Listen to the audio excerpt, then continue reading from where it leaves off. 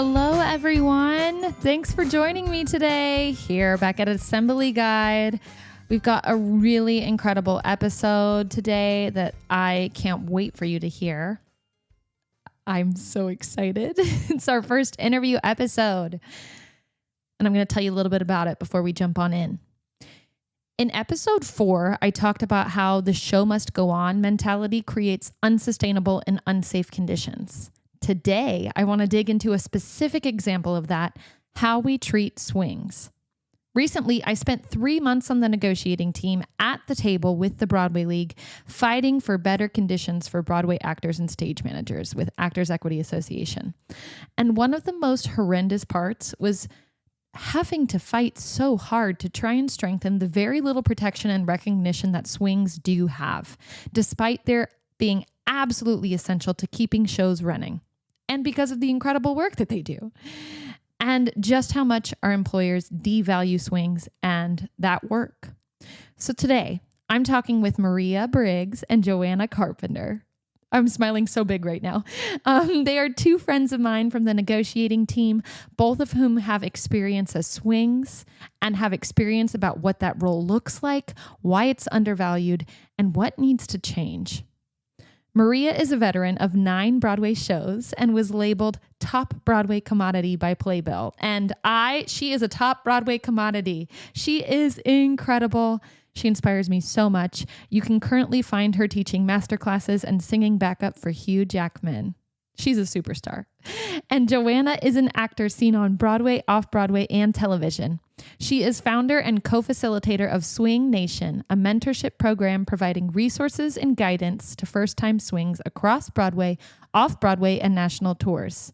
She is also the founder of JMC Creative Communications, providing public speaking and media training for elected officials, candidates for office, CBOs, and community leaders.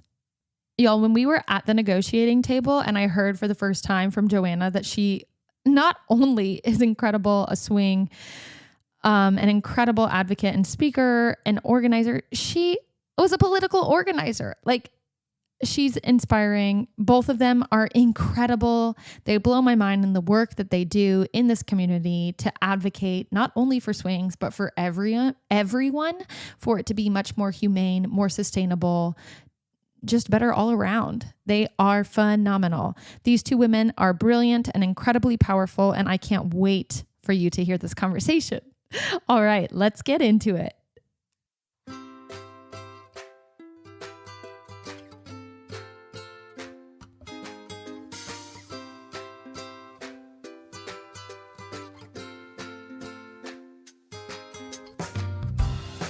All right, everyone, welcome. So glad you're back joining us today for my first interview episode. As I previously said, here with 2 awesome special guests who I'm going to ask to introduce themselves. Who would like to go first? Take it away. Okay.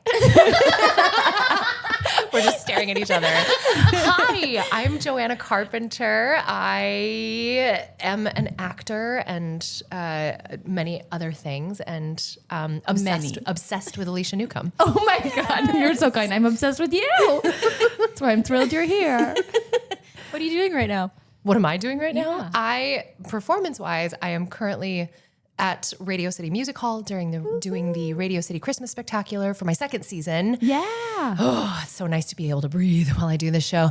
And then I also am a communications consultant. So I do public speaking training and media training for elected officials and CBOs and their leadership, community advocates, people running for office. And I'm the founder of Swing Nation, the mentorship program we love. I think that's enough for now.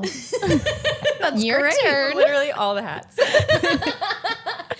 I'm Maria Briggs, and are you introducing how we met, or should I? You go for it, please. So we all met doing the negotiations for the production contract. Yes. Yeah, I jumped in on it. Of my theater background, I've done 9 Broadway shows, and that's what kind of drove me to join the team, because we needed to make some changes. Yes, we did. And as we're sitting and talking here too, I'm like, we're on a whole nother level of communication that we haven't done yet, but I'm so thankful for. Like, we've done caucusing, we've done Zoom meetings, we've done texting, we've done voice memos, and now we're a whole nother level of podcasting. I know. This is just like a fancy voice memo. This is. Yeah, just so everybody listening knows, we for months have bookended our days with each other. So in the morning, we will be firing off voice notes to each other. And then at the end of the day, we'll be firing off voice notes to each other. And a real live living voice note. Truly. I wouldn't have it any other way. Nope. So good. It's also wild to me that, like, I just met you both months ago. Like, we had met briefly, Maria, but like not for real. Mm-hmm. And it's so wild because I feel like I know you so well. Yeah. It's the best. We talk about everything. Everything. And I only met you months ago. So thank you. Thanks for being my rocks during negotiations. Oh my gosh.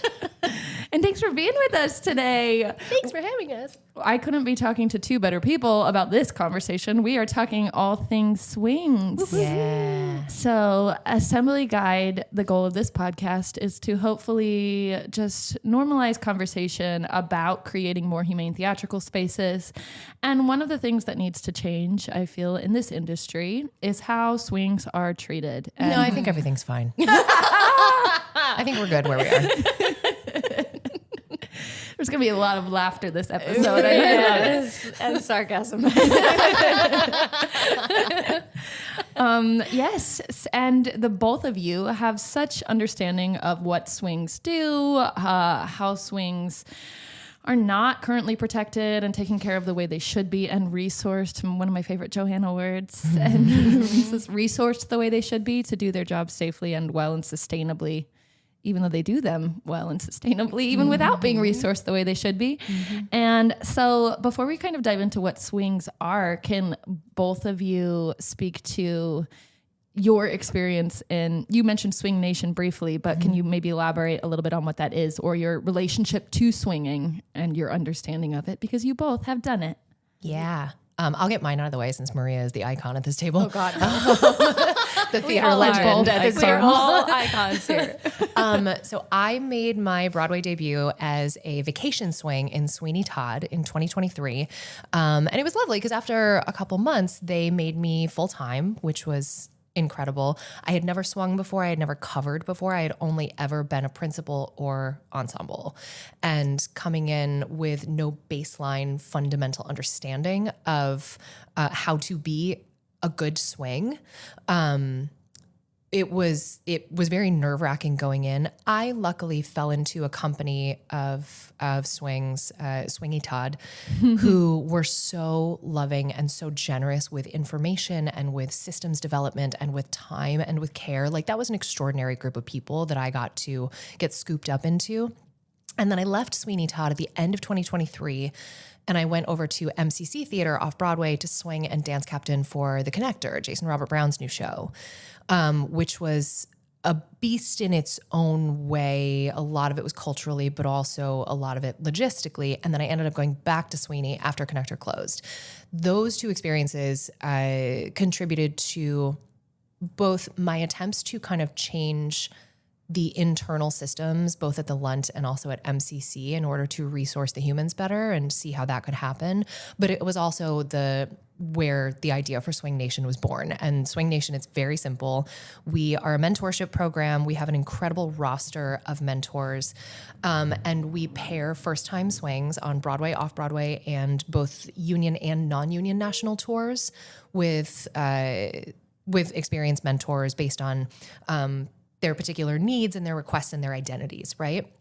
And we launched about just over a year ago, actually, October 1st of 2024. We ran a Q4 pilot program that was very generously funded by some powerful folks in the industry. We work under the Harriet Tubman Effect, which is an incredible organization. They're our fiscal sponsor. If you don't know about HTE, please look them up. And we were like, let's just see if this works. Let's see if there is a need for it in the market. And there very clearly was. We had Broadway debuts. We had national tour debuts. We had off-Broadway chaos, because Off-Broadway is the Wild West for swings. And so we relaunched in perpetuity in February of 2025. Wow. And now it is a program that just exists, and people come to us and they go, help. And we're like, great, what kind of help do you need? So that is how that came to be. That's amazing. It's a good time. Yeah. It's kind of one of those things. I feel like we've talked about this, the three of us, but I feel like so often the solutions to seismic systemic problems are very simple. Mm-hmm. It just takes an awareness and acknowledgement of the problems, and for a couple people to be like, oh, well, we can just do this. Mm-hmm. Like, you don't have to reinvent the wheel to fix things, to fix problems. You just have to actually intentionally commit to fixing the problem, Yeah. Yeah.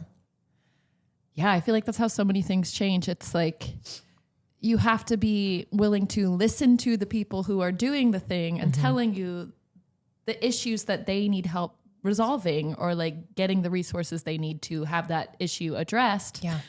Or have experienced that yourself. But if you haven't, we have to be willing to listen to the people who are actually doing the thing to create a solution that's going to work. Yeah. Well, and also my co-facilitator, Kate Benioff, who is a leader over at HTE as well, she swung the Chicago non-union tour for a while. And her stories, it was kind of one of those things where she was like, I want to help you do this. And I'm like, please.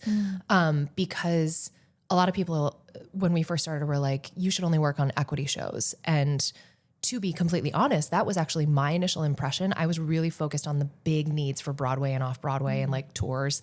But Kate and I had a conversation about it, and she's like, it is the non-union tours, those swings, that are resourced the absolute least. Mm-hmm. And it was a really, really helpful kind of awakening and reckoning with my own bias, and a very simple fix to kind of the full holistic labor body work, that the way that we could be of service. Because I cannot imagine having to deal with the things that she had to deal with on Chicago. And, she has yet to make her Broadway debut. She will very soon, I'm sure. But between the two of us, what the empathy that we're able to encompass and the roster of mentors that we're able to pull in to support this new generation of talent is really, really exciting. That's incredible. Yeah. Thank you for that. Yeah. So if you haven't heard of it, please, everyone, look up Swing Nation and reach out. We're also, wait, can I do a quick plug? Yes, please do. So Swing Nation is community funded. Our pilot program was underwritten. I myself have also underwritten some chunks of money just to keep it going. But we pay our mentors. This is not free labor. Our mentors are paid for every session that they have with a mentee, because that is just how the ecosystem should work. But we are community funded. So if anybody hearing this is moved to donate, $50 covers a single session, and a lot can get accomplished in a single hour-long session with a mentor. But we are always taking donations and community support, because this is a community effort. It's not just about those of us in that little pocket who are trying to make it better. Everybody has the ability to support a new swing. Yeah. Oh, so incredible. Amazing. Maria, can you tell us about your relationship to swinging? Oh, yeah. Let's see. So my very first swing job was actually at Goodspeed. I did carousel up there, and that's also how I got my union card. And that was a wake-up call, because I had never done anything like that before. And it is a shift. You're not on stage every night. And so learning how to handle that mentally, and then obviously the work itself was a lot. So it was a huge learning lesson within that experience. And then I was, in addition to Cats on Broadway, that's where I got my start. And I was basically a vacation swing for 6 months straight every week. Wow. And then became, actually, I think from there, I became the first Victoria replacement, and then went into swinging full time with that. Then I jumped over to Frozen, which was also wild. I joined them 2 weeks after they opened, and had 8 days to learn 10 tracks. Are you serious? Yeah, that was wild. That was wild. And gosh, then Dolly. Then I went back. Oh, so I went to Dolly for a moment and was on stage and covered. But then I went back to Frozen as a vacation swing because the first time I was there, I was covering a medical leave. And so I was only there for like 6 weeks and then went for vacation swinging and then jumped over to another show. Then I swung over at Mean Girls. And then, and then that's when the pandemic happened. I actually was putting in my notice because I was joining Music Man after that. And then thank God it all worked out because I put my notice in to be done that Sunday. And thankfully, Broadway closed that Thursday, so I could still claim unemployment. Wow. Oh, yeah. I just slipped in there, thankfully. Whoa. Then we went through the pandemic, and that was a journey because we still didn't even know if Music Man was happening or not. And it did, and I was a swing over there, understudied Zanita and a Pickle Little and dance captained as well. So that wasn't busy at all. Oh my God. So much free time. She's just a walking chart. Oh my God. What show do you need tonight? I feel like Maria's chart should be framed and hung in a museum. I bet they're incredible. Put Maria Briggs charts in the Museum of Broadway. Yes. You heard it here first. I will pay admission just to see those. Same. Yes. Won't go for anything else, just the charts. Wild. And then, I did another show and I guess another swing I did was Elf on Broadway. And then I just did Pirates as well. So, God. Wow. Busy, A legend. Truly. So great. Well, you two have such incredible knowledge around swings and not only through your experience, but also in the ways that they could be better protected within our industry and the mental, emotional toll that it takes to swing and everything involved. And so I am so happy to have you both here to talk all about it. There really couldn't be two better people to talk about this topic with. For anyone who may not be super well-versed in what a swing is, can we just go briefly through what is a swing? Yeah. So basically a swing is usually an offstage cover. And I like to say they cover majority of the ensemble, most of the ensemble. It's, I've ranged from covering 6 tracks to 10 tracks. And that's just chorus work. Because then you have your understudies on top of that as well. But they are off stage and they go on stage when somebody is out. And that out can be for a vacation or for illness or just for personal reasons. And then when that ensemble on stage person goes out, the swing jumps in. And that happens, maybe you have a notice in advance. Maybe a couple hours before the show. Maybe you find out within the half-hour call or even during the show, you jump in. And then we have, do you want to go into partial swings as well or? Continue. Yeah, so partial swings, that's most likely an on-stage position. And it's kind of the same setup where they can cover people on stage. So, you have them over at Wicked, right? Yeah. Do you want to explain what that might look like at Wicked? 'Cause Yeah. There's a few different shows that set it up. Totally. And through practice and talking about this and learning more about it for negotiations, I learned just how differently it can be from show to show. Yeah. So at Wicked, they have 2 partial swings. We have 2 different ensembles, one female presenting, one male presenting, and there are 3 swings total for each ensemble. However, The fact that there's only 3.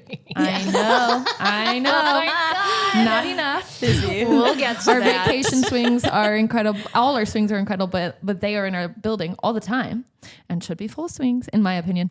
But we have, of those 3 of each ensemble, one is a partial swing. And so they are technically contracted as an ensemble member and then paid as a partial swing on top of that. So they are on stage every night with us. And for each of them, their show looks different. So one of those swings is in the beginning of Dancing Through Life. And one of those swings is in One Short Day.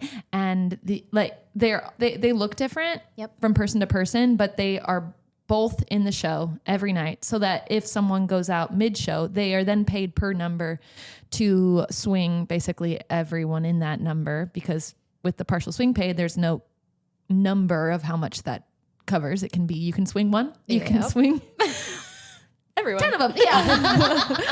And if someone goes out mid-show, the concept is that then that person is already on stage in costume and can jump into that other person's track quicker than we can get someone else on stage of the off-stage swings. Yep. That's how Wicked does it. Yeah.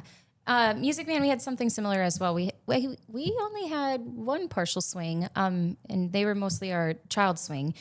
And they were in... what were they in? 76 trombones and Shapoopy. And so they were in those numbers every night. Oh, and the finale as well.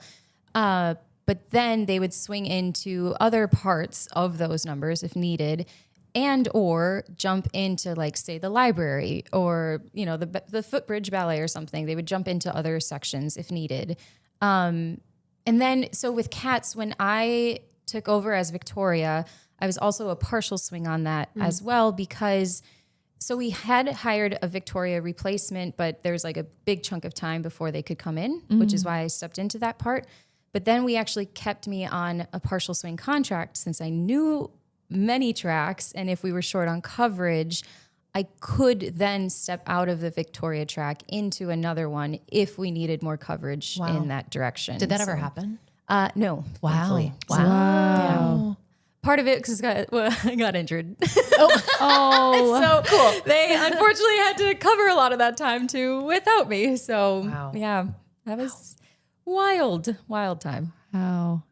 Yeah, that's a partial swing. Yeah. We also got vacation swing. Yeah. Which Want to jump in that then? Yeah. Yeah, I mean, a vacation swing is pretty. Also, I feel like anybody who's not in the industry who's listening to this is probably their like brains dripping out of their ears. Because, like, you know, it's so different from show to show, but you also have these contractual technical terms and the rules that exist in those moments. But a vacation swing is an additional swing that gets hired to literally cover when people are on leave for vacation. When I went into Sweeney, the original plan was to only have me cover one, maybe two tracks. Like, there was no plan for me to join the company permanently. It was literally just like, I was the first, Tug Watson and I were the first new additions to the company. We were both hired as vacation swings. And it was because, you know, starting in like June, August, whatever it was, they needed weeks covered, and that was it.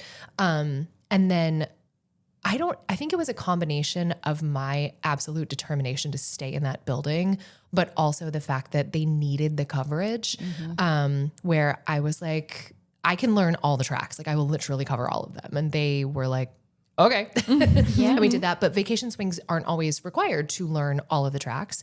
And like, they kind of gradually taught me all of them. But then even though I was like, people are getting sick, there's a wave of COVID going through the building, you're probably going to want to teach me more than these tracks. Yeah. I was met with resistance from up top, but then I ended up going on for a track that I didn't cover with a 30 minute walkthrough of spacing. And it was me and one of the dance captains, and just like walking through things and being like, okay, you're on. And then the same thing happened a couple weeks later with another track that I'd never been taught.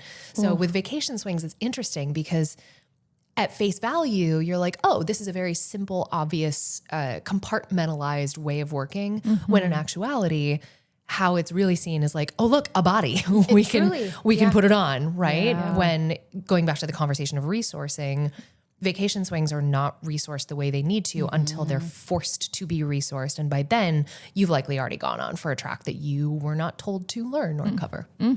Super fun. We have like at Wicked, some of our vacation swings swing both the Broadway company and the touring company, and sometimes Universal swings. Yeah.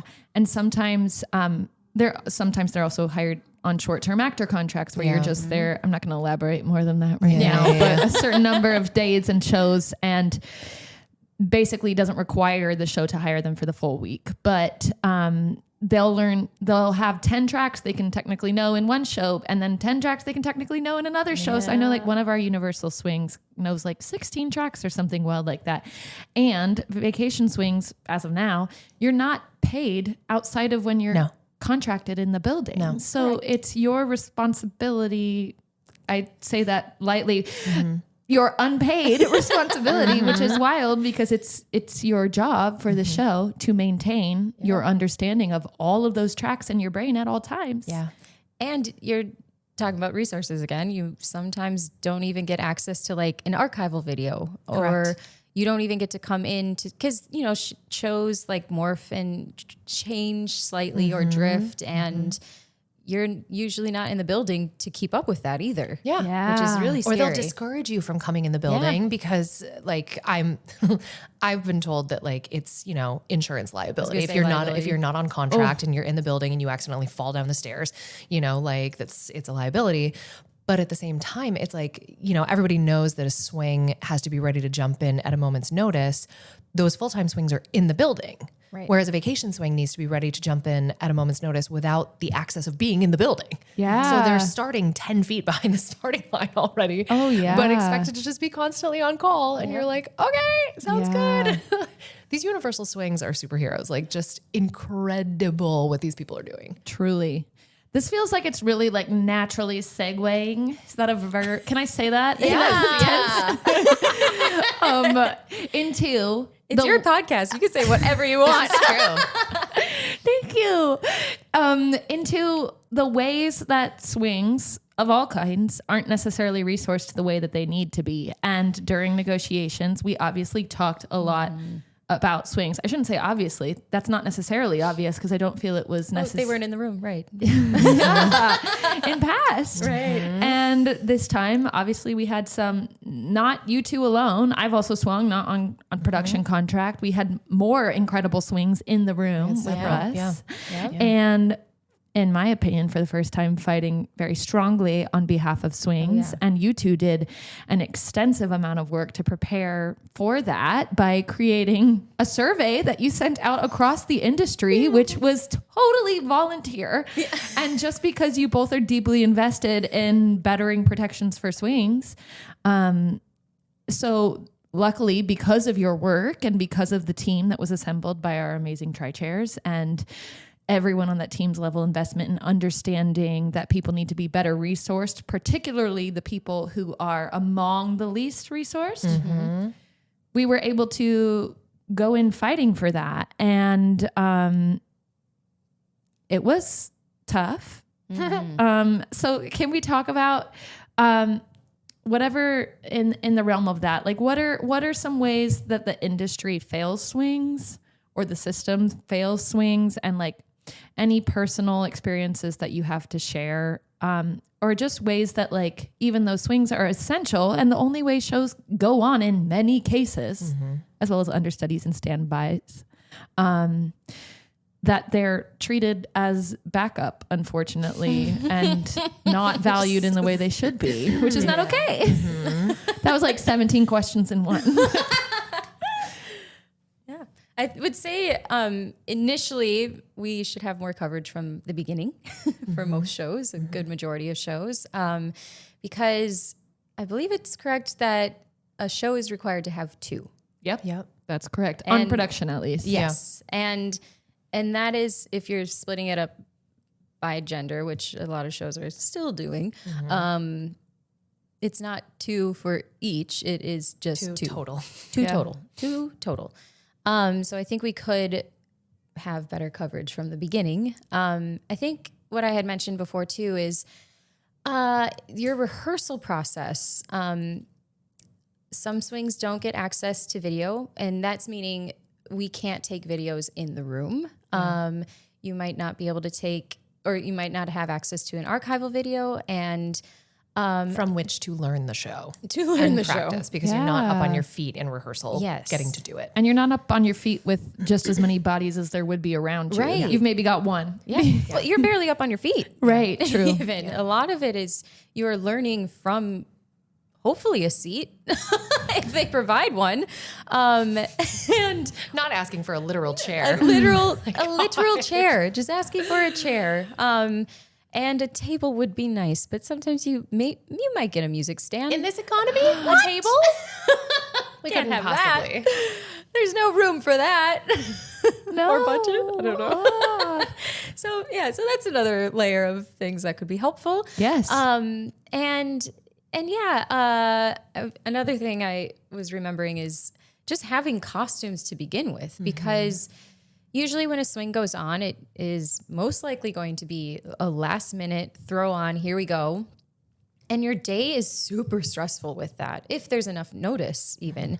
Because one, you're then trying to prepare yourself for, you're hopefully like rehearsing or going over your notes or something and prepping. And then it's like, do I have all the things I have for makeup? What else do I need? Do I have shoes? Do I have a costume and a wig if needed? Especially if you're dancing like crazy. Yeah. And so then you're usually called in to come in and have a fitting that day, which is that's a good amount of time. And obviously we want to help the costume department just as much as possible, but that takes at least an hour for yourself of when you could be like prepping mentally, physically of what you need to do a show. Yeah. Yeah. And costumes are not only, I think like people who maybe don't do this work can sometimes think like, okay, it's a costume. I don't know what I'm wearing, but it's yes. And also like you're already worried about so many things when you're swinging on for the first time. So just knowing that you have something that fits you, and also it becomes a safety issue. Yes. If your skirt's too long and then your heel's stuck in it and then you're down and now you're injured or you tripped someone and you hurt yourself when you it's a safety thing. Yep. Yeah. Well, and it's eating, like, for example, with one of the shows, I like went into a split and the heel of my shoe went literally right through the skirt and it created like a 3-foot rip. Terrifying. And so now I have this huge piece dangling in front of me, which I then had to continue finishing the dance, but luckily had a moment where I could run off stage, try to find a safety pin. No one had one. And so I literally tied it in a knot. Oh my God. And ran back out. But that's out now, creating more work for the costume department afterwards as well, where it's like, if we maybe address this at the beginning, we can avoid all of this. I think a lot about the cultural element, just because I don't have the logistical experience with swinging that somebody like Maria has, right? But I think a lot about the cultural impact and the culture within each building, because each building is full of very different personalities. And then you have this inherent hierarchy that is fueled by a sense of supremacy that has been in place for a very long time. It used to be that everybody's like, oh, the understudies were just not good enough to get the role, but they're good enough to cover them in case of emergency, right? And I think Wrong. Very wrong. Yes. Correct. Especially in today's market. But I think when it comes to swings, there's two things happening. There is audiences, especially at the commercial level, like audiences are very aware of swings in ways that they never were. Like at Sweeney, we had super fans of the show who would find out that swings were on, that certain swings were on, and buy tickets to the show, or find out that certain covers or standbys were on and buy tickets to the show. And I'm like, how do we spread that? Because there was such a love for the art form, but also for the people who are working so hard, which is, yes, everybody in the building, but like arguably the job of a swing is exponentially harder. And I think there's an awakening that audiences and consumers of theater have where they get hyped because they're like, oh my God, I get like, it feels risky and exciting that somebody who doesn't normally play this track is going to go in. And simultaneously, there's a lot of people who do this work, who work at the commercial level, who are clinging to the old supremacy notions. And swings in individual buildings are treated via the mindset of that supremacy and not set up for success. And that is everything from like top down lack of resourcing. Like I experienced some really nasty stuff in certain situations where it was very dehumanizing. And that fuels my fire personally, because I take that hurt and I'm like, I need to fix this so nobody else needs to feel this way. But for other people who are less confrontational,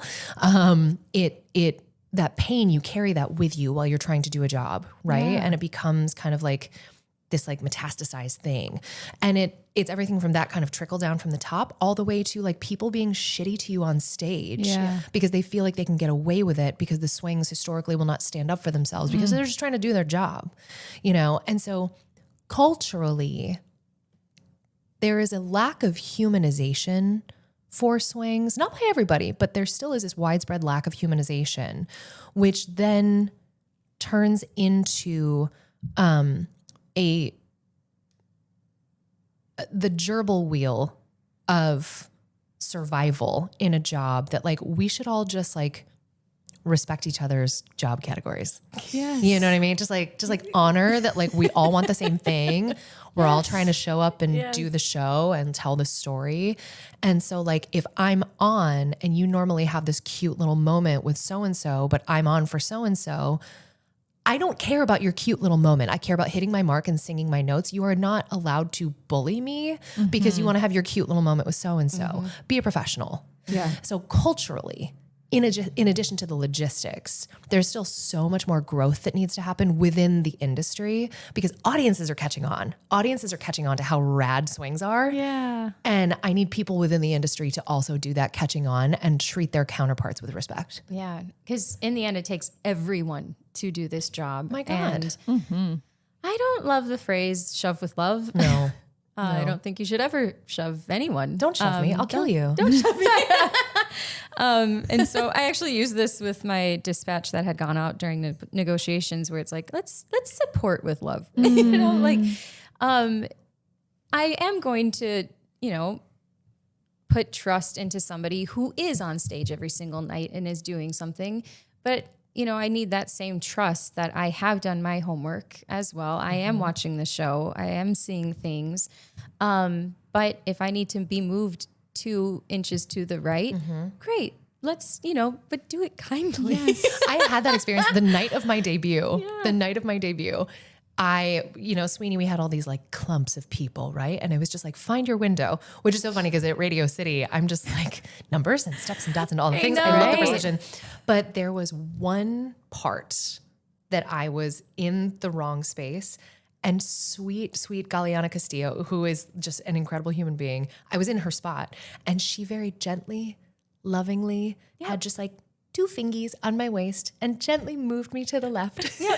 It was so funny, but I was like, thank you. That's sweet. But it was very caring. And she was also just like, no. Yes. Absolutely.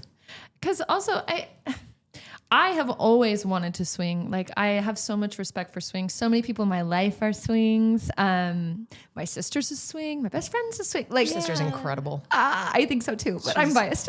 She's a genius. Thanks. I'm sure I'll have her on here sometime. Yes. But like until I did it, even as someone who had massive respect for what swings do, even then doing it, it just is like mind blowing how difficult and incredible it is. And I wish everyone could experience it. And probably some people don't want to, and that's great. I also don't think that it's for everyone. It is a massively high, like it's incredible, and not everyone can swing, and that's okay. And never should we ever be like, I've heard horror stories of like rolling our eyes at the swings or like things of that sort. It's not How okay. dare you? No, it's Like, not your come job as an ensemble or a principal to decide that. No. Yes. Like also think back to your debut and your one track. Yeah. One or maybe a few more. One track. Like me, when I went on, I guarantee you my first show was not perfect. I guarantee you my first several shouldn't weeks of be. shows. Yeah. It's never perfect. There's no way it can ever be. Yeah. And so can you imagine doing a different track, doing 2 different tracks in 2 different shows of the day or maybe a split track of 2 different roles in the first one and a different track in the second. And then you're on for 3 shows in a different track. It's And not just that week. Like this is literally every week that this happens. Yeah. And the expectation, because here's the thing is like the good swings make it look so easy. And I mean, it's so incredible. And also there is that kind of confirmation bias that comes in where people are like, oh, well, swings, like you make it look so easy. And so the expectation becomes inherently that it is easy. And that's, that's partly the illusion of theater, right? Like you're skrelting a high G and making it look effortless. And like, that's the illusion when it's really hard. Yeah. And like, we don't want to break the illusion, but within the fabric of each show, there needs to be recognition that like we all have very difficult jobs to do. Yep. And like, if you don't have anything nice to say about swings, I don't need to hear you speak. Correct. Yes. Well, Yes. it's tricky because, there's a few phrases that you tend to hear as a swing. And I know they're meant as compliments, but I just... Oh, I know what you're going to say. there's just like a few things. So we kind of mentioned one of just like, I could never do that. How could you do it? And there is a part of me that's like, how did I do? Well, do you want to hear? I'm happy to explain it to you because it is a lot of work. Yeah. And again, I know that is meant to be a compliment, but I feel like we even could rephrase that of just like, wow, I really support all the work you're doing. Yeah. You know what I mean? Yeah. Versus like, how could you do this? And then you kind of touched on this too of just hearing the one of like, well, I didn't even know you were on. And again, You couldn't even tell they're a swing. Yeah. What the fuck does that mean? What the fuck does that mean? And again, you hear that from like on stage or off stage and like from some crew members. And again, I do take it as a compliment of like, okay, great. Like it flowed super well that you didn't notice, but it's like, but also shouldn't we be present to acknowledge that a new body is on stage? Also, what did you expect me to do? Freak out? What are you talking about? I couldn't even tell you're a swing. What does that mean? Right. Yeah. What does that say to What's my our face? perception of swing then? If it's Yes. like, And oh, it's well, you that weren't that. hierarchy. Yes. Well, you were not terrible. I am shocked. I was hired to be good. Right. As far as I know. In up to 10 many tracks. ways, exactly. I was hired to be amazing at 10 different things. Yeah. Plus some. Yeah, so just to make that clear of like, so for the production contract, swings are allowed to do 10 ensemble tracks, which can change after, oh God, I can't think of the numbers right now. I think it's once like after per quarter. There we go. I was like, I want to say it's like Of course, Alicia 3 has it. months or 4 months or Alicia's something. ready. So they can continually change as well. And then you can have understudies on top of that. Understudying principal roles. Yeah. So you can have up to 13 tracks. And if you're a dance captain, that doesn't count. Yeah. There is not a limit on how many tracks you can cover. You literally can go on for everyone. Yeah. You have to be a mental octopus. Yay. Yeah. Incredible. Swings are amazing. Swings are amazing. And I really feel like not only like you said, I wish we could rephrase that. And like you take it as a compliment and like maybe we could reframe that. I also think we could reframe that like with action. Like instead of just saying, oh, I can't imagine what it must be like, or I can't wrap my brain around what you do. It's like, and that's why we need to lean in and have a better understanding of exactly what swings do, what they go through, the contract protections that are there and are not there, so that we can just, the more we understand about the work that we all do, the better we can support each other and recognize and appreciate the work that you're doing on stage alongside me that I should be supporting in a way that I'm maybe not right now. Yeah. And to, some people listening who don't know the full job of this, it's not just on stage. Like there's an entire show that happens backstage that you also have to know the traffic and the order of. So for example, I'm on for one track and the Heels Ensemble leaves the stage and they all happen to have a wig and costume change. Some of them might go get their costume change first and then their wig, while the others are getting their wigs done and then their costume. So knowing certain things like that, or so you'll trail the person when you're learning these different tracks, meaning you like shadow behind, seeing like how they make their entrances and exits. And you're following the person on stage that you're learning. And you'll see what their backstage traffic is. So for example, this person, they exit in stage left 1 wing, and then they come and they stand by this wall so that this escalator can pass. And then I sneak upstage and around to then go down into the basement, into the wig room to get my wig changed. And then I go back into this room. Like there's an entire backstage traffic that you have to know just as well as you know on stage. Yeah. And most shows, you have to know it you need to know the track from the second that they get their wig call to when they bow. Yeah. And actually not even when they bow, where they take their costume off. Right. In what order. And their wig. And So, and there's sometimes with shows you have downtime when you're off stage to like maybe refresh what your next on stage moment is. But like with Cats, we literally had to know it from beginning to end. Yeah. There was no break really to review. Yeah. It's so much material. And some shows can cover more than 10 tracks, shows that have been legacied into the contract to have more. I think like our swings cover up to like 12, like just ensemble tracks, I think. Could be more. I don't have it off the top of my head. So it's a lot. And it's a lot for not a lot more pay. Even though we did get an increase. We did get an increase. We did get an increase since 2008. 2008. And since before the housing crisis. The first one. And this is a good segue because I'm going to shift us into talking about negotiations, if that's all right with both of you. Dun, dun, dun. I know. I know. So to preface it, we just spent 3 months at the table, longer before, including from when you all started working in February, we sent out building that that survey. And then we started caucusing as a team the first week in April. Yeah. Wow. And that was through the end of July. This feels like a lifetime ago already. Truly. It does. Oh my gosh. Truly. Yeah. I know. And you surveyed 70 shows and had 135 respondents, which is a lot, and gathered a lot of incredible data. Are you looking at it right now? I did my research. I love you so much. It's like, I don't even know those numbers off the top of my head. You know me so well. I'm like, I know Alicia's reading this down Love right me now. an outline. And weren't we thankful to have her at the table? Yep. My Thank gosh. you. Who was prepared all the time? All the time. Everyone. Thank you. Thank you. Thank you. That's very kind of both of you.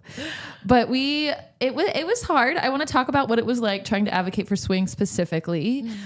One thing that struck me was how much the Broadway League talked about, I'm going to use their word, absenteeism as a problem. But swings are necessary. I don't want to phrase it like they're the solution to that, because that feels like dehumanizing, because I'm talking about them as a solution and not like people doing this work. But the work that they do is the solution when people are not at work. Whether or not we choose to acknowledge the problem of not people being at work, which I think requires a deeper understanding of cultural issues that result in workers not feeling valued or appreciated or protected or seen, taken advantage of, etc. But swings are like literally the work that they do is necessary when people are not at work, along with understudies and standbys, and yet they're not treated as essential or valued as such. Do you feel you felt that tension in the room too? I personally did not feel that management and our employers understood why this matters, why supporting swings is not only essential to showing respect and appreciation for the work that they do and compensating them appropriately, but to fixing issues in buildings like appropriate staffing and making sure shows can run safely when people need to call out and should be able to do so. Or do you feel they got it, or do you feel we had to educate them? And do you think they ever grasped that fully? I actually think that they fully get it. These are not stupid people. I think every single one of them got it, especially those producers who are with us in the small working groups talking about swings. I think they do not want to make the change. They do not want to spend the money and make the investments to make the change. These are people, we did the math for them. Yes. We pointed out the math, both like the good, the bad, and the ugly of it. Here's what happens when you have to cancel shows because you don't have enough coverage because you have not resourced your people. Yeah. And here are success stories from when, you might have had a bunch of all skates, but you were good. You did the show. There was no cancellations. Everybody was happy. It was amazing. They do not want to make that investment. And that is, I'm still reckoning with, because I do believe this is a change that needs to continue to be fought for. Agreed. We had a lot of people coming to us after negotiations and saying, why didn't you fight for more swings in the building? Why didn't you get more bodies in the building? Yeah. And the truth of the matter is we did until the very bitter end. Yeah. And when you are staring into the face of somebody who says, oh, I understand the math, I don't care. Yeah. that effectively becomes a non-starter. And I'm not yet sure what to do about that issue. Yeah. Because I don't know how to teach people how to care about their individual ecosystems when they're smart enough to understand, that they absolutely comprehend. I'm not sure what to do about that, but they absolutely get it. And yeah, I think it goes back to our own members as well. Agreed. Because before we even put our proposal package together, we had even more proposals leading up to it. And we had one that I have been wanting for years, one to reflect bodies in the building. Yes. Meaning, if somebody is out of the building due to a vacation or a personal day or a medical leave, whatever the reason is, we should have somebody in the building to replace that. Correct. Yes. Whatever number contracts are signed at the beginning should always be the least amount of coverage that you should have in your building, because that was what we had agreed to for an appropriate amount of coverage. Yes. So we did have that, and we had caucusing before we even met with the league. And we did have some members say that they weren't wanting to do that because they wanted to make sure that we had time off. Yeah. Yep. And I hear that. I get that we need time off. And I think I even said in the caucus, but we have to pay attention to the people who cover the time off. Yes. Yes. So, that was a hard loss. That was a really tough, that was a tough day. I agree. When we heard it from our own members of, and again, that is part of this, is like, we have to find different priorities that we are going for this time around. This will come back. Oh yeah. Best believe this will come back in the next negotiations, I'm certain. But once we put our package together, we went in with like 9 proposals for swings or something like that. In the final package, it was 8 or 9. Out of like 22 total? Right. 21. Which was incredible. Yes. Because I will say, when we were approaching caucusing before we met with the league, I was like, okay, like, let's get ready. We're like, we're gonna have to fight with our own people. Like, and we did. We had to go toe to toe with our own team. Yeah. But I do think in the end, we did have overall support. Like, sure, the bodies in the building might have like dropped, but then everything else was like, this needs to be brought. Yes. Which was really, really awesome. Especially the swing increment. Like, we had to have a lot of conversations.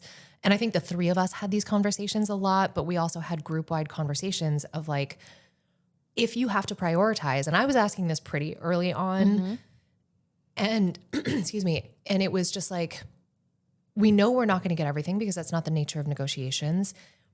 If I have to go back and tell somebody that they're not getting paid anymore for the work that they're already underpaid for, that to me personally is intolerable. Yep. I cannot tell these people that we didn't get you any more money. And so when it came down to the swing increment, the fact that we're now at 6% is a huge win. Yeah. Like on top of the salary increase. But the fact that we got a 3% compounding salary increase and swings, that trickle down immediately hits swings because we got an additional 1% for swings. Like, and people are already making more money. Yes. And it's like, that for me was like, we had to choose which hills to die on at different points. So like the hills we were going to die on in May became different in June, became different in July, became different in August. Yeah. And I was like, well, I guess I'll die on this hill now. But that's the nature of the work. Yes. Because also it is a legal process. It is there are things to bargaining that like there are rules you got to follow. Unfortunately, you don't just get to come in and say, we're not doing any of your things. But we're doing give us everything we our want. things. Like, I wish. Yes. Please get me in that negotiation. But like, that's just not the legality of it. That's called forming a partnership. Yeah. And so and talking about the percentage increase, I know that when the union got the 544% for production, inflation was at like 11%. Yeah, and it's wild. Members coming out of COVID. Yeah. Crazy. And member survey, so no one had been working. And member surveys, which are used to prioritize the proposals for the bargaining team, because it's not just like the 26 of us going, what do you want, Maria? What do you want, Joanna? What are you pissed about today? Honestly, I'd work under those contracts.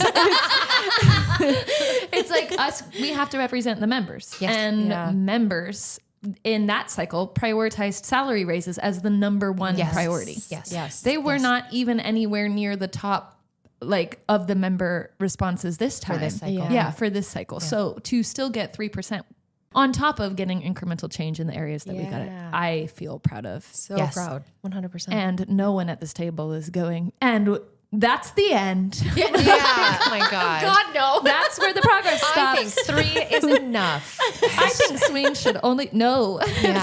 Yeah.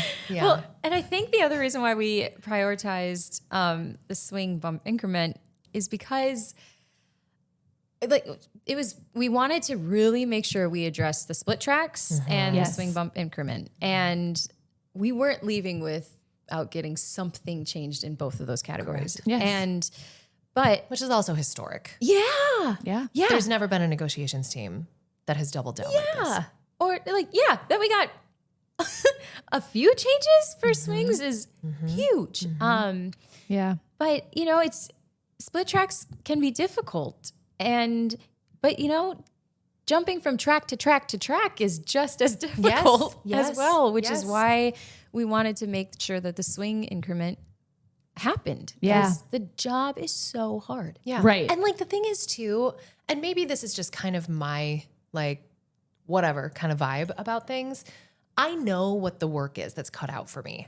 I know what is expected of me. Yeah. I'm not surprised by that. I'm not shocked that it's well, you have to change tracks for the matinee and then the evening show. And I'm it's not, that's not reality for swings. Yeah. But you can pay me more for it. Yeah. You can pay me more for this hard ass work that I'm doing. Yes. Fine. Yes. That's also just me. And I know a lot of people would not agree with me on that, but it is not surprising the extreme level of difficult work that we have to do. Yeah. Taking steps backwards on swings would have been an unfair shock and also unacceptable to all of us. Yes. Which they wanted. Oh, They God, meaning they the wanted. league. Yeah. If they could have 0 swings in a building, They would love it. they would love it. But they still want the same amount of people on stage every Right. show. They want people because protecting the artistic integrity. I don't know how that works. And they want no sub musicians. They want no standbys or understudies on. We don't want to pay them. We don't can't want- break our contract with the audience. Any extra stage managers, which is wild. There's so many. We're able to laugh about this thing because that's you need to, because there's so much further to go. I'm invoicing the league for my therapy bills since we got We the all TA. should. I am sending them a Venmo request. You know what? And also, let's not credit any of them for this work. No. No. Yeah. Truly. Yes. I know. I'm staring at Maria in shock because I was like, yes, I forgot they wanted that awful thing too. Yes. We had to bend their fingers all the way backwards, and 1 o'clock in the morning, they're like, "What do you mean you'll really strike? What are you talking about?" It's wild. And and knowing that we can't change the league overnight because unfortunately we are all not producers. And it's a capitalistic world. True. Yep. It starts with internally and with ourselves and in our union and as an industry, appropriately recognizing swings for the work that they do as equal human beings and co-workers and colleagues and just having is not a word, having a deeper respect. The happening. That's a return to the bargaining table for the happening. Oh my God. So it never ends. And I guess, how do we keep momentum on this between now and not even next negotiation? Because I don't want to restrict it to just negotiations. How do we keep momentum going with the passion and the energy and the care that we felt for swings and everyone else and all other areas that everything needs to change in our industry? But I'm talking specifically swings now and moving forward. What do we do?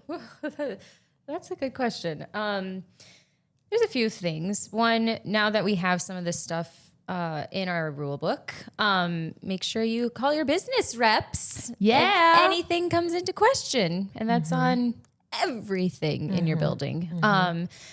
But we need to have data when we go to these negotiations. Yes. So that is one way to like continue to build this. It's hard. That is a hard question because I do think a lot of it is just having the interest and trying to educate yourself on it. Yes. Because you really don't know it until you do it. And it is hard. I don't think everyone should do it. Correct. I agree. don't think it is meant for everybody, and that is okay. Yeah. We all have our strengths. Yeah. But we need to be mindful that if you aren't made for that, that's okay. Yeah. But still respect the person that is going through it. Absolutely. This is going to sound inflammatory, but I'm just beyond apologizing for it. I need people to start thinking outside of themselves. Yeah. One thing that the ratification process of this agreement really taught me is that many, many people, for whatever reason, do not think outside of themselves. And it is difficult to build, for lack of a better phrase, a coalition of people who care deeply about this industry, who care deeply about doing a good show, doing a good job. It is difficult to build those coalitions to make the change that you seek. If you are not willing to step outside of your individualistic bubble and get curious about A, what you don't know, B, what you might not experience, and C, how you can identify the ways that you can make change within your building, right? It's not everybody can or should be in a negotiations process. Yeah. But every single person in a building can check in with their swings and be like, hey, some stuff has been shifting on stage at night, just so you know, little subtle things. Just wanted to share that with you. Or if somebody new is in the show, choosing to think outside of yourself and be kind and be present with that person. Don't go on autopilot. Don't go on autopilot. Also, people who go on autopilot during shows, I personally don't understand that, but that's also just like me as a person, and I'm constantly on fire. But, I think of people like Ray Lee, who he is incredible and has such a storied career and has also borne the brunt of like dehumanization and dismissiveness and being left behind. And yet I have watched this man make the most detailed tracking sheets for his covers and for swings just in case they need it, including subtle little notes like, oh, so-and-so turns the corner backstage like this, just watch out, like that kind of thing. And that type of care and awareness costs him nothing, right? But I need people to think outside of themselves. Like, we don't make things better by bitching on social media. We don't make things better by grabbing our pitchforks and going, ooh, that sounds spicy. And I want to feel important and I want to feel like I've got a fistful of power here. So I'm going to retweet, repost, and not do my own research and not think for myself. Yeah. We see this reflected in national politics as well, right? Like the fact that there is such a lack of critical thinking and there's such a lack of curiosity about the human experiences that are going on around you. Yeah. And that has really, really manifested in this industry, which is deeply ironic to me because our job is to render the human experience.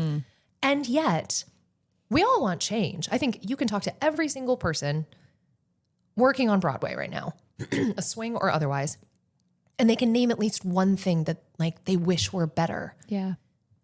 If you keep those wishes locked inside, or if you hoard power or hoard resources in an attempt to maintain power on an individualistic basis, change does not get done. Yes. And complaining about the lack of change does not make change happen. We don't make change on the internet. We don't make change on social media. No. We don't make things better until we start going, I have a different experience than swings in my building, than swings in this other building. Yeah. How can we just talk to each other and like get curious about it and do it with kindness and intention?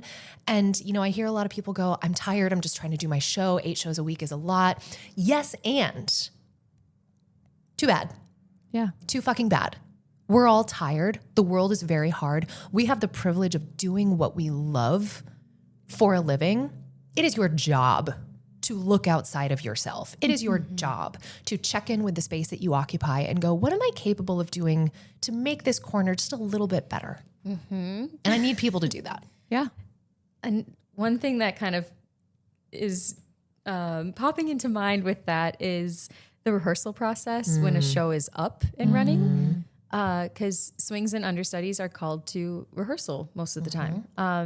And it is really difficult when you've been in rehearsal all day long, and then you go to the show at night, and somebody who might not have been in rehearsal comes in, they're like, ugh, I'm so tired. You're like, What did you do today? okay. Oh, nothing. I went to yoga. Yeah. You're like, okay. Well, do you want to be here? Do you need to call out? Because I can feeling go well? on if needed. Or I'm ready. I'm here. Or they're just like, oh, I can't believe the swings aren't like, they get to watch a movie tonight. Stop. Yeah. Like, okay. We hear that a lot. I've heard that a lot. Yeah. And the other thing to keep in mind is the swings probably know what they're doing already within these rehearsals. Yeah. So they most likely are jumping into every single track that they know Yes. to help someone else. Yes. Which is okay. And, this is for swings too, or maybe understudies who have already gone in their tracks but are in rehearsal as well. Yeah. You probably are not called for yourself to be there, to run your things. Yeah. It might be great to be able to do that and to have like an upkeep, but you are most likely there to help somebody learn what they need to learn. Yep. So you have to be present for that. So, yeah. Yeah. Yes. Great. We fixed it. We fixed it. Solved. Great. Next topic. Solved it. No. I love all that. You both just have such beautiful things to say. And I think that the level of care that we're talking about and the level of care that I see both of you consistently commit to the community as a whole is impeccable and something that I strive to do. And I just feel like we don't exist. You're right. We don't exist by ourselves. We don't. If you want to do that, we need to go do a job where it's just me existing by myself. But But even go sit in your cubicle. Right. Yeah. Well, even if you do like a one-person show, it's not. It's not. It's not. And even then, you still do your show in a world where we don't exist alone. There's other humans. Exactly. Correct. And it's really important. Like, I think that just comes from like such a scarcity mindset, and it's not our faults that we go there sometimes. I think we all do. It's like, that's the society that we have been raised in, and we change it by recognizing that we can realize that we don't have to be scarcity mindset focused, and to acknowledge that like, I want this change in our industry and you want this change, and they can coexist and we can actually support each other in achieving that. Yes. Yes. And I hope Alicia that's what fixed we it. do. Yeah. No, thank God. I love talking to you two so much. Okay, I know you have to go soon, so I want to be respectful of time. Before I say thank you for being here, which I already will say again, thank you for being here. I want to end with like, for both of you, if you want to speak to fellow swings, like what is something you want to say to fellow swings to wrap this up? You want to go first or me? You go first. Mistakes are going to happen. They're just going to happen. And it's just about how do you recover from that? Meaning, if it's where you're standing or you accidentally sang the wrong harmony or something, like it's just going to happen. And you can't get stuck in that moment. You have to continue to move forward. And then just take a mental note for the next time that you're on for it. And I think that's a good reminder for everyone as well, because the show isn't perfect every night and it shouldn't be. It is live theater. So people who do the same track every single night, they also make mistakes. Yeah. So again, it's just being mindful of that for everyone. That's beautiful. I feel like that's also a great life motto. Like, we're also going to make mistakes in life. Yes. And that's so I okay. should listen to my own words. Right. Not just swinging. Okay. Maria's like, you all take this advice. I'm going to continue beating myself up for making mistakes. Exactly. Unless I'm swinging, then I've learned it. I've learned it there, I think. Because I've done it enough. But Oh my God. I think this is something that we offer to our mentees at Swing Nation a lot. Be brave enough to ask for what you really need. Because one thing that I learned, especially doing Connector, is that a lot of people don't have a background in covering and in swinging. And so we can't necessarily expect them to preemptively understand what we need. But we leave ourselves behind if we don't do the sometimes very scary thing of saying, this is what I need. Yes. But they are not going to resource us properly until we teach them what those resources are. And I think it does, especially for a first-time swing, because there is this culture of like, get in there, get it perfect, don't like just like toe the line. I think we are in the process of breaking that culture where it's like, you want me to do the best job possible? Here's what I need to do the best job possible. And whatever those tools are, right? But I think I would encourage all swings in general to be brave and ask for what you need. Because if that is how you can show up at 100% for your show, then there's no question that you deserve that. You don't have to earn your resourcing. Yeah. And I think that's so scary to do, but that's scary for all of us to do. And the way it gets more comfortable is doing it more often. Yes. And if when I see you ask for what you need, Joanna, then I go, oh, maybe I can ask for what I need. And then we all are supported and resourced the way that we need to And be. you can do your damn show. Yeah. My God. Well, and to ask it without apologizing. Yes. Where it's just like, Clearly that resonated. I think I have to do like, no, just say, you know what? Sorry, Yes, but can I just like I need this, have this, an and- accompaniment right. track for this music that I've never sung before in my life? Like, what? Sorry, Yes. what? Can I like grab hands with this person that I have to be lifted over their head? Yeah. Maybe once. Please, if it's okay, I don't want to inconvenience Yeah, them. exactly. Yeah, No, just stop say, making ourselves I need small. so-and-so to come in so I can run this lift with them. Yes. Done. Love that. Yes. Yes. Beautiful. Because the more succinct you are, the easier it is to just get it done. Yes. Yes. My God.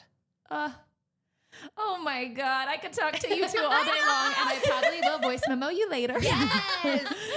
But thank you so much for spending time talking about this. Thank you for the work that you've done to advocate on behalf of swings. I know it's probably uncomfortable to hear that because Very. I know both of you well, and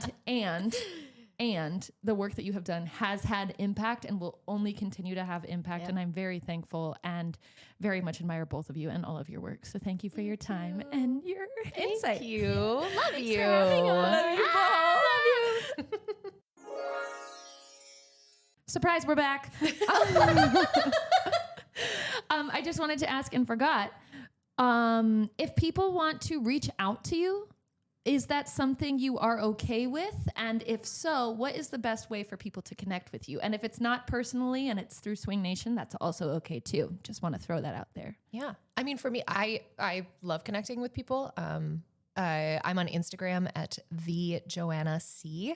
And also like, if you want more information about Swing Nation, if you need us, if you want to support us, like please, it's _ Swing Nation _ but yeah, find me. Let's chat. Yeah. And on Instagram as well, Maria R. Briggs.